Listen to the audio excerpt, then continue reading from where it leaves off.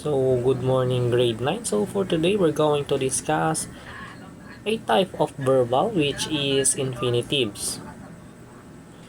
So, infinitives are verbals that are formed by the word to plus the base form of a verb. So, it can function as a noun, adjective, or an adverb.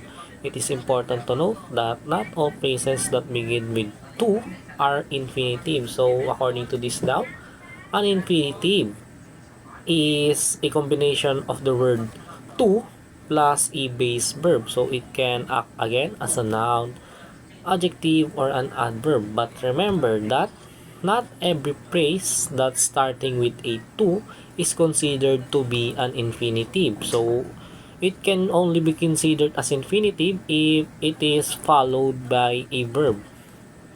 So for example, infinitive acts as a noun. So our example is to seek revenge is what someone would do if wrong. So to seek revenge is, in our example, is acting as our subject. So here, the idea of seeking revenge is treated like a thing being talked about.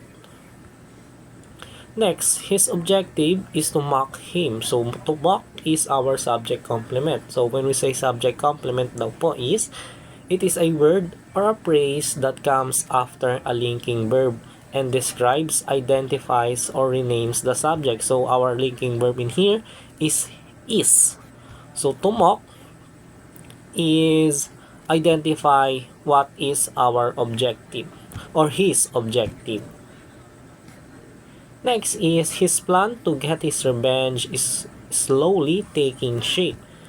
So, to get acts as our appositive. So, when we say appositive, it is a word or even a phrase that renames or explains the noun right beside it. So, right beside it. So, our noun in here is his plan. So, what is his plan? Again, to get revenge. So it explains the word or the subject plan.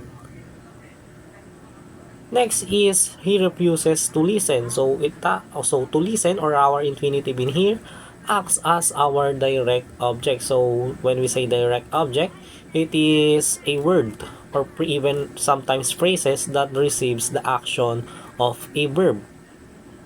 So to listen. So So it acts again as a subject that directly gets the action. So our action is refuses. So what is our subject? To listen. So infinitives as noun can be subject, subject complements, appositive, and even direct objects, just like what we've discussed kanina. So again, when we say adjective, it is words that describes a noun. So in here, in our example, our adjective is to disgrace. So it describes the noun reason. So here it tells what kind of reason or what is the reasons are for.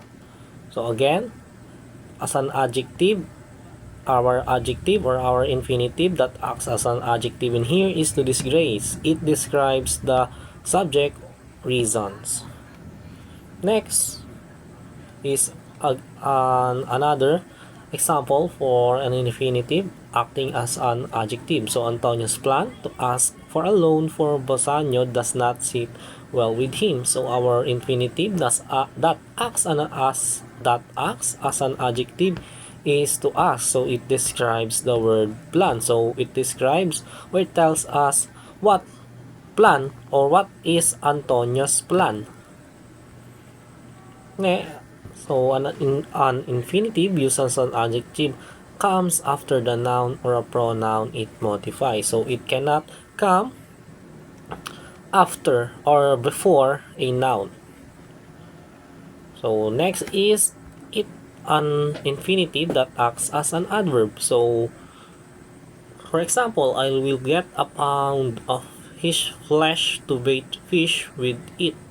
So our infinitive that acts as an adverb here is to bait. So first, let us know what is an adverb.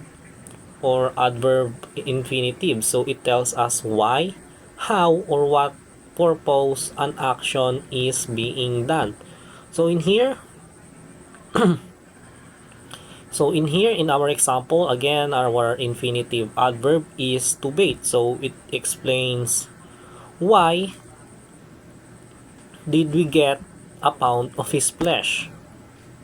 So it answers again why, to bait. Next is they will go to court to decide the fate of Antonio. So again, our infinitive adverb here is to decide. So it's explain why they need to go to court. So it answers to decide the fate of Antonio. So an infinitive used as an adverb can modify a verb, an adjective, or even another adverb.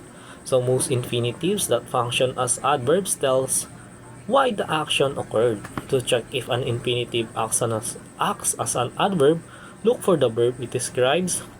Another way to check if it is an adverb is to mentally insert in order before the infinitive. If it is acceptable, the infinitive then is an adverb. So again, the word to has many uses in English language, among which are as follows. First, as part of the verbal infinitive.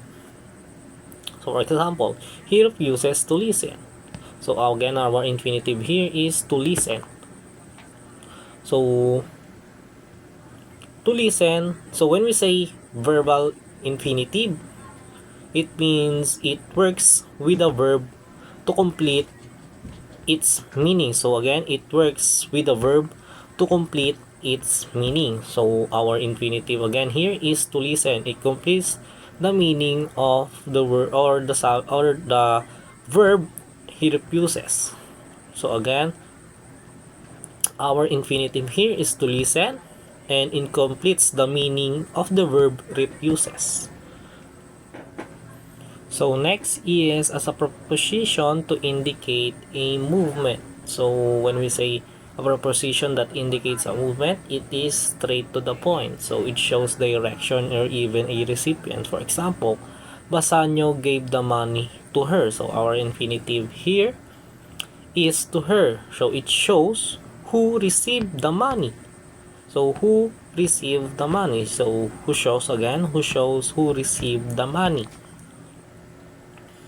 So next is as a proposition of time. So when we say proposition of time, it indicates a time range or a point of time. For example, they will be staying in Italy from October to November. So again, we will be staying in Italy from October to November. So in our example, it states that they stayed in Italy from October to November. So to November shows how long they've stayed in Italy. So next is as a part of some phrasal verbs. So when we say phrasal verbs, it combines with verbs to express specific action or attitude. So for example, she was looking forward to seeing her husband. So to seeing is a part of a phrasal verb, look forward to. Now that we're done with the infinitive, let's proceed with the providing a feedback. So when we say feedback, it is a response we give to a particular process or activity such as listening. When you listen to provide feedback, you judge the relevance and value of the information and form a decision based on them. But before giving feedback, you should have engaged in activity listening by being attentive and by organizing mentally the information you hear from the speaker. So again, when we say feedback, it is your response after listening carefully. So you evaluate the information's value and decide what to say later on. So giving feedback allows for better communication between you and the receiver and suggests self-improvement. It is important to give feedback constructively so that even negative feedback could be taken up. So here are some tips in providing a feedback. First, be specific with your feedback. So you may include examples to make your point clear. Next, to be sure you are giving appropriate feedback, you may need to clarify what you heard. You may rephrase what the speaker said or even ask questions to confirm your understanding. Next, prioritize your idea. Limit your feedback to the most relevant and most important points. Next, be clear. Use straightforward language to avoid misunderstanding. Next is be aware of your nonverbal feedback. Your facial expressions or gestures are communicating a message. So, hindi lamang daw yung mga sinusulat mo. So, which may complement, enhance, or contradict your verbal feedback.